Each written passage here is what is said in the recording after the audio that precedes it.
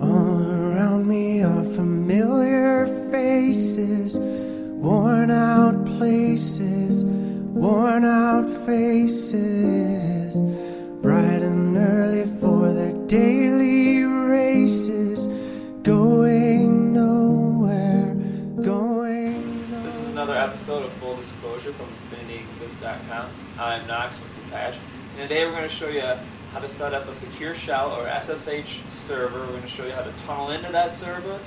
We're going to show you how to use it to secure your data and get around network filters. Alright, SSH is a network protocol that encrypts data and allows you to send that data over a secure channel between two computers. It uses a public key cryptography to authenticate the remote computer.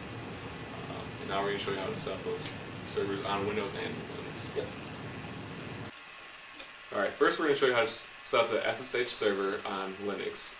We're using Backtrack 2, and it has Open SSH server installed on it by default. All you have to do is go to Services, SSH, Set Up and Start SSHD.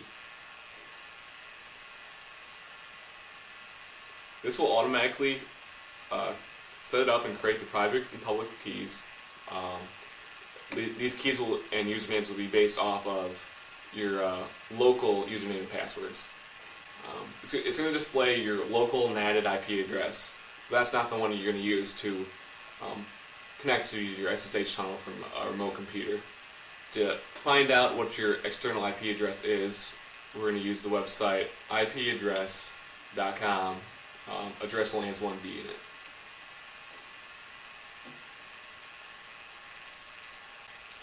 You just scroll down a little bit and it'll show you your IP address and along with a whole bunch of different other information. Just write that down and you can use it. We'll use it later when we're on the client side. Also, you may want to configure your SSH server. You just go to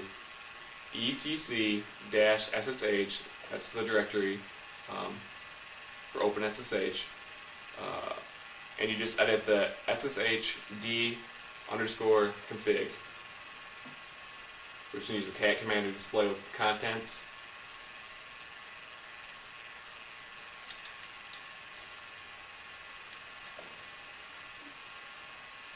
As you see, there's a lot of different settings you can change and mess around with.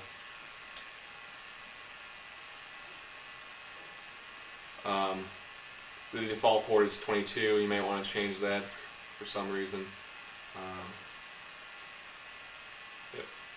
And that's it for the Linux. Let's go to Windows. Alright, we're on the Windows computer now, and it's a little bit different. You're going to have to download the Open SSH server for Windows and go through this installer. Click next, next, next, whatever. The default directory is program files, Open SSH.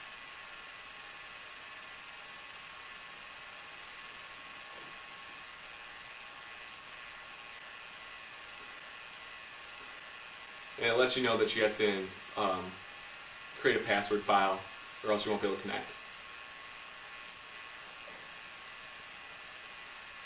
So to do that, you're going to go to the command prompt, go to Program Files -Open SSH, go to the bin directory, and they provide you with two commands, mkgroup and mkpassword. Basically what they do with the -L argument, they will output, mkgroup will output your local users and mkpassword will output your local passwords.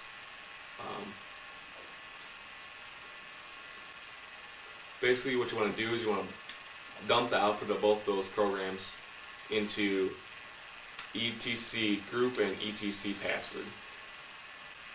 That'll make your password to log into the SSH server your username and your password on your local machine.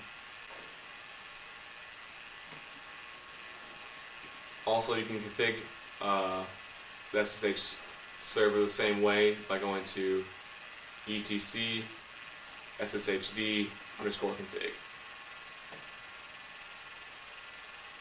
After you get done setting up the server, you want to start the service by typing in net start open SSH server.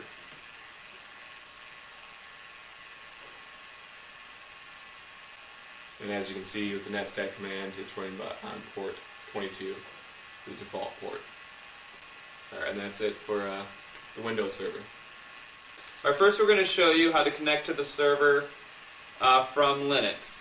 What we're going to do, just to confirm when we're done that we're connected through our SSH tunnel, we're going to see what our current IP address is. Just go to ipaddress.com.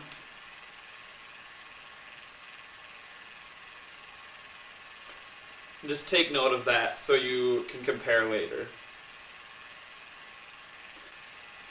Alright, first we're going to open up our shell and we're going to type the command ssh-d, the port that you want to connect to the server with, the username, at the server IP address. Now that port that you're using is also going to be the internal port that you connect to through your web browser. Alright, now what we need to do is we need to configure our web browser to go through that tunnel we just created. So what we need to do is go to Edit Preferences, go over to Advanced, Network, Settings, and then we're going to go to Manual Proxy Configuration. And for this we're going to be using the SOX protocol. Alright, what we're going to put in our port that we use, 6969, and we're leaving it as localhost because you're connecting to that local tunnel that you've created, which then goes to the SSH server.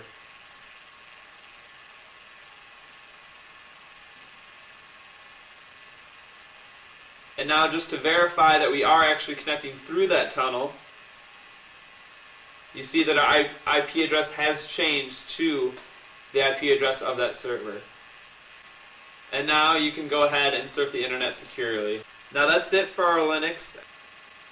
Now we're going to show you how to connect through Windows.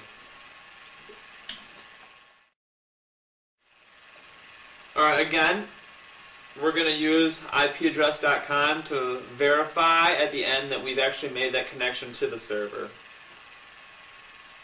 Just take note of your current IP address.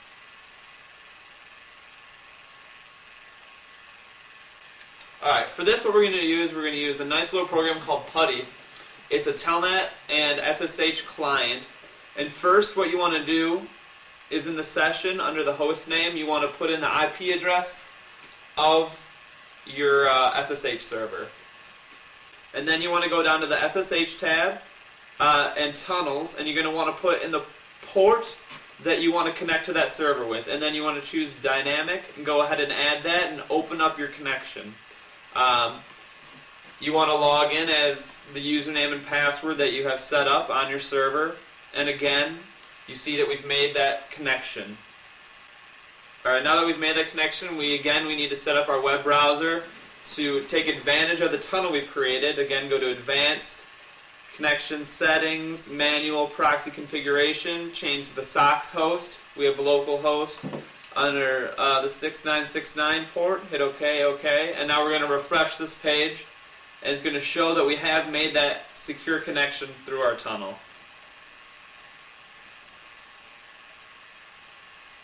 And again, our IP address has changed.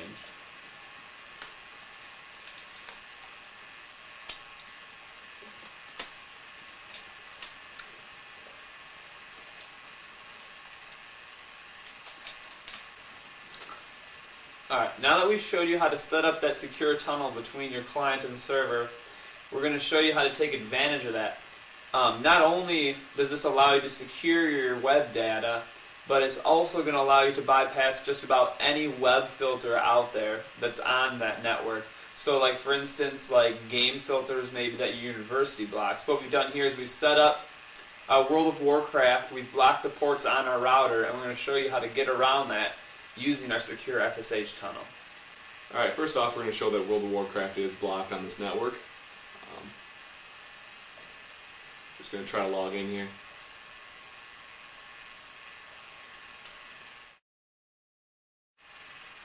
And as you can see, we were unable to make a connection with the servers. So you're going to need a few things to bypass this filter. you're going to need PuTTY and Proxifier. Basically, you set up a tunnel with PuTTY the same way you did before. Log into the SSH server.